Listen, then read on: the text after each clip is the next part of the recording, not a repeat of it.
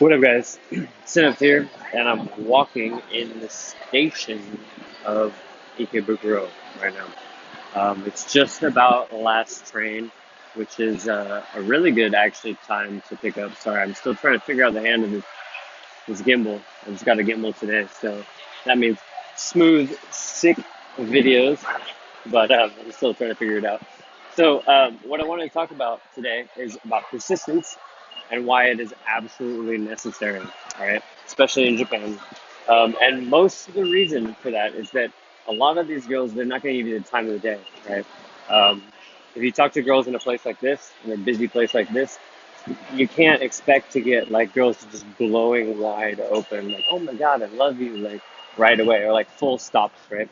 Like in a Western place like the United States or, any kind of place like that, you might like if you approach a girl, most of the time they'll respond to you, they'll talk to you, they'll stop, they'll listen to what you have to say. That's not going to be the case in Japan. Doesn't matter how sick your game is, doesn't matter how amazing you look, doesn't matter anything, right? You're clean, fresh, you got all the brands, you got all the sick watches or whatever. Doesn't matter. She's not gonna she's not gonna pay attention to you for the most part, right? Now there will be that exception, there will be those girls who are gonna stop immediately, but sometimes it can be fool's gold because those can be younger girls, those can be girls from the countryside, right? Who are all gonna be a little bit more susceptible to your approach, right?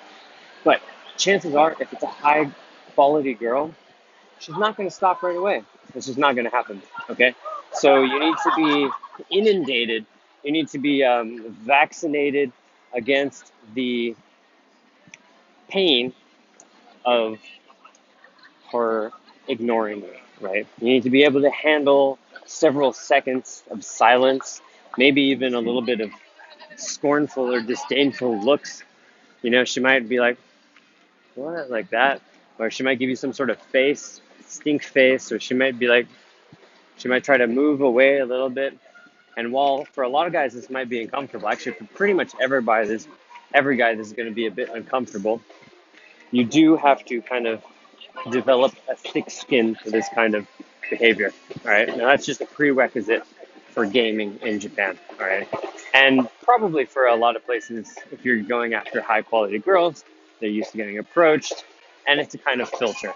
Now, how do you reframe this in your mind so that you don't think you're just being a nuisance, right? Even though, I mean, to a certain degree, you may be, right? And that's fine. Crossing the street here. So what you kind of have to realize is that imagine girls as sort of like a television, right? They're getting like 50 million channels at a time. It's getting reception from all these different places. There's all this stimulus, right?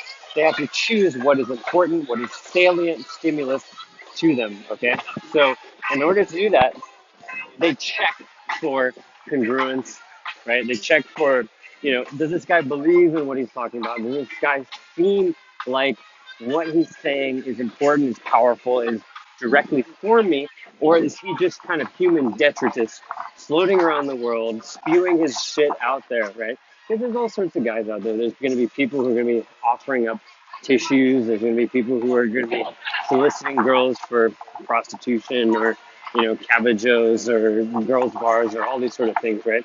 There's a million kind of things. There's people asking for directions, people who are going to want those girls for all sorts of things, cut their hair, do whatever, right? So she needs to process within a very short period of time, is what this person saying to me, is it relevant? Is it relevant or is it not, right?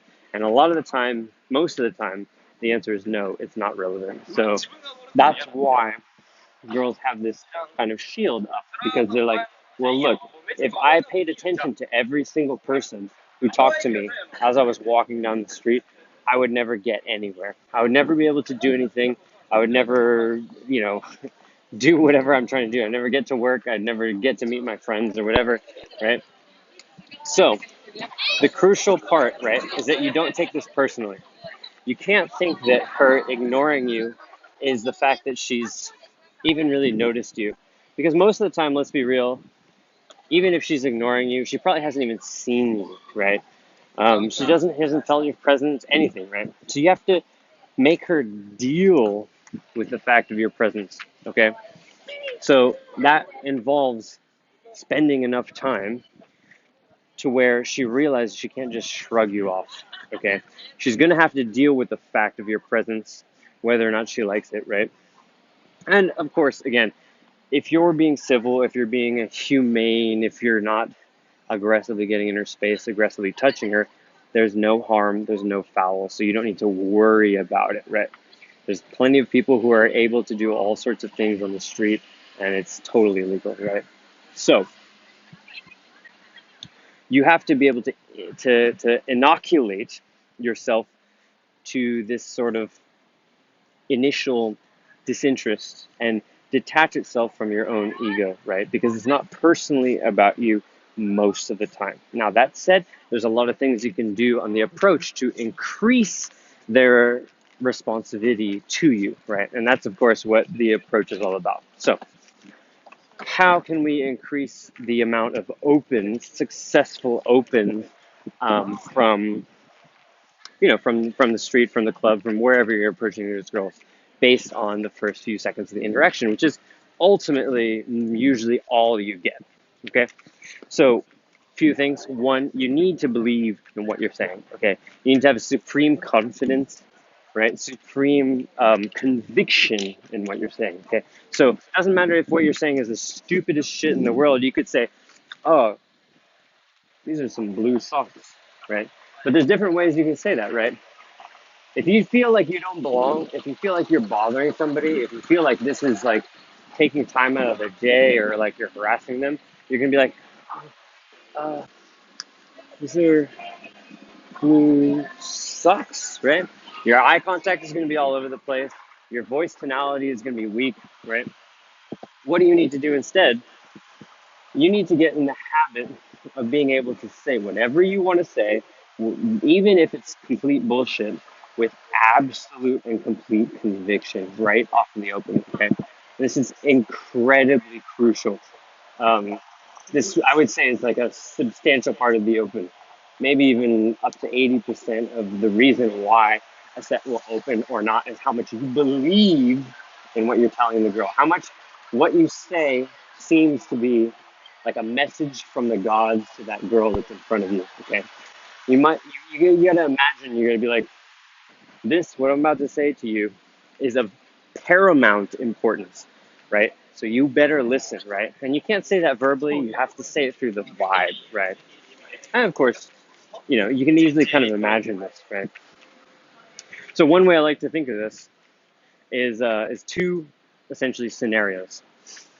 One is, well, they're both the same. So you're in some other country where you don't speak the language, right? And it is hot as fuck. So I'm sweating. I also have colored contacts in, so I'm sorry if that looked creepy or if that weirds you out, but deal with it.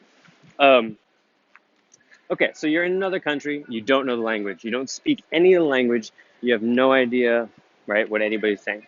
Okay, but you're in some sort of high-rise tower, high-rise building on the upper floors, right, outside of a boardroom. Okay, and there's a boardroom with a bunch of executives, people from all over the world having a very important meeting.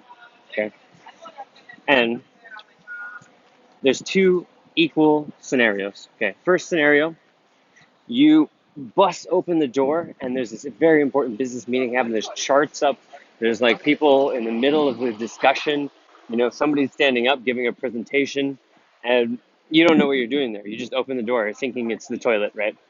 If you open that door and you look, right, and you see everything happen in this whole meeting, you're gonna be like, oh, was this the place that I supposed to be? Where's the toilet? Or you might not even say anything. You might just kind of like look and kind of just close the door and back out, right?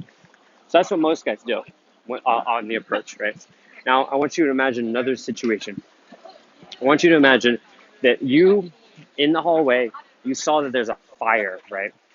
And it's going to consume the entire building, right? And you're the only person that's seen this fire, okay? So you walk into this boardroom, right? And it's your job to warn everybody. Nobody else has seen it, okay? So if you don't say anything, everybody's going to die. Now, how are you going to tell these people in a language that you don't speak. You're probably gonna be like, guys, this is really important, okay? There's a fucking fire outside. Everybody needs to go. Okay. Do you see the difference there? Do you see the difference in the way I said that when I felt like I belonged versus when I felt like I didn't belong? Okay. Now imagine that same thing on the street, but imagine there's no fire. There's no fire. There's nothing in particular. All you're trying to do is open the girl. Okay. If you can channel that energy with your eyes, that is extremely powerful. Okay. And this works in multiple languages. Right. So this works, even if you're speaking in English and the girl speaks only Japanese, if you look at her in a certain way, speak to her in a certain way, you better believe she's going to open. Right. She's going to be like, oh, I can tell based on the way this guy's talking to me that what he says is very important and I need to listen. All right. That's essentially how you need to open, right? So you need to have persistence, and you need to speak with conviction on the open, and this is of paramount importance when you are talking to women, especially on the street. But all of this applies to clubs, bars, social scene, all of that kind of stuff. All right, guys. Once again, here I am on the streets of Ikebukuro, Japan. It's pretty cool here. We got Matsukiyo, we got Don Quixote with all the lights and stuff. Yeah, and I'm just walking around here. I got this gimbal. Pretty pumped about this. I just practiced doing some live streaming and a recording like this, which is really exciting because it's going to allow me to do a lot more infield and stuff like that. So if you guys want to see more of that, let me know in the comments and just be like, yo, more videos, please. I love this shit. If you hate it, whatever, man. Say you hate it. Thanks for watching anyway. Yeah. Let me know what you guys thought. Like, comment, subscribe. Let me know if you guys are in Tokyo, if you guys are in Japan, or if you guys are around and you want to meet up. I don't really meet people one-on-one, the people that I don't know, but I do host a lot of meetups. I do host a lot of events. So get at me, get on the list, join the playbook, check out the book, check out the video course, and all these things. And as always, thank you for watching. See you guys next time.